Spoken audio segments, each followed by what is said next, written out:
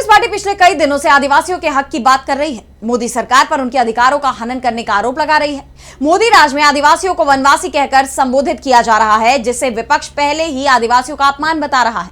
और अब आदिवासी समुदाय से आने वाली राष्ट्रपति द्रौपदी मुर्मू ने भी इसके खिलाफ आवाज उठाई है, इसे अपमान बताया है। वहीं राष्ट्रपति का बयान आते ही विपक्ष ने भी बीजेपी को घेर लिया। तो क्या है ये पूरी खबर, देखिए इस रिपोर्ट में। मोदी सरकार पर अक्सर आदिवासियों के हक छीनने के आरोप लगते रहे हैं। उनके जल जंगल जमीन पर अपना अधिकार जमाने के आरोप लगते रहे हैं। यहाँ तक कि सरकार की तरफ से आदिवासियों के लिए नई टर्म इजाद कर उन्हें वनवासी तक बताया गया, जिस पर विपक्ष पहले ही मोदी सरकार को घेर चुका है। और अब आदिवासी समुदाय से आने वाली राष्ट्रपति द्रौपदी मुर्मू ने भी वनवासी शब्द को गलत बताया है। 18 जून को मध्य प्रदेश में आध्यात्मिक जागृति द्वारा जनजातीय समाज का सशक्तिकरण कार्यक्रम का आयोजन किया गया था, जिसमें राष्ट्रपति ने भी शिरकत की। कार्यक्रम में संबोधन के दौरान उन्होंने कहा कि हम जनजाति को आदिवासी कहते हैं, कोई उनको वनवासी कहते हैं। ये आदिवासी हैं जो सृष्टि के आरंभ से ही इस धरा पर रहते हैं और उनकी जीवन शैली आध्यात्मिकता से भरी हुई है।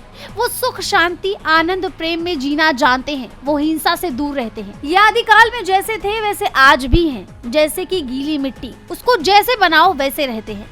वो प्रकृति की पूजा करते हैं। भले ही राष्ट्रपति ने सीधे तौर पर किसी का नाम नहीं लिया, लेकिन उनका यह बयान बीजेपी की तरफ से आदिवासियों को वनवासी बताने से जोड़कर ही देखा जा रहा है। राष्ट्रपति के इस बयान को भुनाते हुए विपक्ष ने भी बीजेपी को घेर लिया। एमपी विधानसभा में नेता प्रतिपक्ष उमंग सिंघार ने राष्ट्रपति के बयान पर बीजेपी को आड़े हाथों लेते हुए एक्स पर पोस्ट किया कि आखिरकार महामहिम राष्ट्रपति द्रौपदी मुर्मू जी ने भी सार्वजनिक रूप से माना कि भाजपा आदिवासियों को वनवासी कहकर अन्याय कर रही है। बैलूत की धरती से राष्ट्रपति जी ने स्पष्ट कहा कि जनजातीय समुदाय को भले ही कोई वनवासी कहे, लेकिन वास्तव में वो आदिवासी है।